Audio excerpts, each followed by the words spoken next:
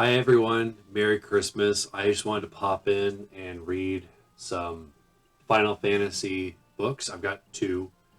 They're children's books, so it'll be relatively quick. I just wanted to wish everybody a very Merry Christmas, and if you don't celebrate Christmas, I want to wish you a Happy New Year or whatever. At the very least, I hope you're spending time with family and that you're having a good last remaining days of the year. I'm excited for 2025. Yeah, let's get to it. So this one is called Chocobo and the Airship, a Final Fantasy picture book. Story by Kazumo Aoki. Art by Toshiyuki Atihana. All right. Kaboom! Chocobo watched as a brilliant firework lit up the sky. Down below in the town, the landlady was yelling at Sid. Sid, must all your experiments end in explosions? I won't give up my dream, Sid muttered through his bushy white beard. I'm going to build a ship that can soar through the skies. Sid's home had once been a vibrant, bustling town. Now it was almost empty of people. Monsters ran pell-mell through the streets, stealing everything they could find. The boss of the monsters was the Djinn, a fiendish spirit of flame. He had been sending his fearsome flunkies to terrorize the town from atop his flying fortress in the sky. Sid and the rest of the townspeople were at their wits' end. There was no way of stopping the beast. At least, not until Sid could build the airship. Little Chocobo made up his mind to help Sid. They worked hard together, but their efforts failed again and again, often foundering in more fireworks. Still, Sid refused to give up. Through all their mistakes, Sid was gaining glimmers of hope. But with each failure, people still living in the town were losing heart. One by one, they started to leave. Sid and Chocobo decided to spare the landlady's house any more untimely explosions. They packed up and moved their workshop to a cave under the side of a great volcano. Together, they toiled and sweated and strove until the airship was nearly finished. There was only one problem left, but it was a big one. How could they give the ship enough power to fly? Then one day, a book in one of the teetering piles on the workshop caught Sid's eye. That's it! He cried out. Eureka! Chocobo, look! It says here there's a stone that can make our ship fly. According to the book, there was a cave of ice far to the north of town. Inside was a magic flying stone that could power their ship. There was no time to waste, so the pair flushed off to find the cave of ice. They crossed rolling fields and great mountains until at last they found it. The cave of ice was a maze of twisting, winding paths filled with treacherous traps of all kinds. Braving the danger, they ventured onward until they finally reached the deepest part of the cave. The flying stone was nearly in their grasp. They had found their way to a great big door, and then they found themselves in a big heap of trouble. They were surrounded by a pack of monsters. How could they ever escape? Stop right there!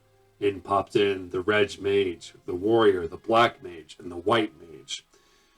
Just in the nick of time, the four heroes of light arrived. The brave souls had come to the rescue, and with Chocobo's help, they beat the monsters in a flash. With the monsters defeated, the hidden chamber beyond opened. Inside, the flying stone floated, bobbing gently in the air. You did a great job, Chocobo, said Black Mage. Here, these are for you. He placed a pair of stylish goggles on Chocobo's head.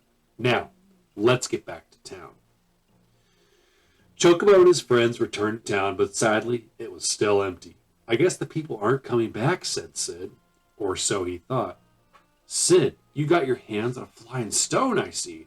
The landlady had returned, and so had all the townspeople. Well, don't just stand there. Get that boat of yours flying. We'll help too, said the townspeople as they came running in to lend a hand. But there was trouble brewing, for the Djinn had realized what they were doing. Time was running out. The Djinn used his powers of fire to make a volcano erupt. It didn't stop the townspeople, though. They believed with all their hearts that they could finish the ship, but not one of them thought about running away. Kaboom! With an explosion that shook the earth, the volcano erupted. But just as it did, something soared into the sky as fast as could be. Sid's brand new airship. Filled with the hope of all the souls on board, it headed straight for the Djinns' flying fortress. Come on, friends, we've got a town to save, said Sid. And so Sid, Chocobo, and the adventurers leapt off the airship and into a big brawl at the flying fortress. The fortress was chock full of all things that had been stolen from the town. The party made their way toward the Djinn, fighting off his monstrous minions as they went. I can't believe you made it all the way to my fortress. I, the great and powerful Djinn, underestimated that airship of yours. But Sid was quick to reply. I never could have done it alone. My friends believed in my dream, and all of our hopes together are what made it fly. And that's why we won't lose now either. And so the showdown began. The adventurers attacked the Djinn all at once, and so did Sid with his trusty hammer. Slowly but surely, they gained the upper hand, and the Djinn found himself cornered. Drat! I'm in trouble now. The Djinn cast a powerful fire spell, and that spelled trouble for the Chocobo and his friends. Chocobo! The book says he's weak to cold, said Sid. It's true. Hearing that, the Black Mage shouted, I'll cast ice magic at him. Once he's good and frosty, you do your thing, Chocobo. Black Mage quickly cast a blizzard spell, which practically froze the Djinn solid. Without wasting a second, Chocobo unleashed a mighty Chocobo kick. And so the villainous Djinn, who had brought such misfortune to the town, was defeated.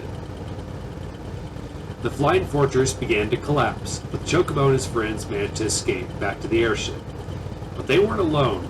They took the Djinn and his monsters with them. I could tell they were sorry for what they did, so I brought them along, said Sid with a smile. With the airship packed with full of friends, old and new, Sid set a course back to town. Standing at the prow of the ship, Chocobo enjoyed the cold breeze on his feathered face as he gazed at the blue skies ahead. He thought about his friends, Sid, who never gave up on his dream even when it looked hopeless, and all the wonderful townspeople who had helped out. Each and every one of them had a special place in his heart. Say, this red light here has been blinking for a while now. What do you suppose it's for? It shows how much fuel's left in the air tank, I reckon, but gosh, look, it's empty, huh? And that's the end. Interesting.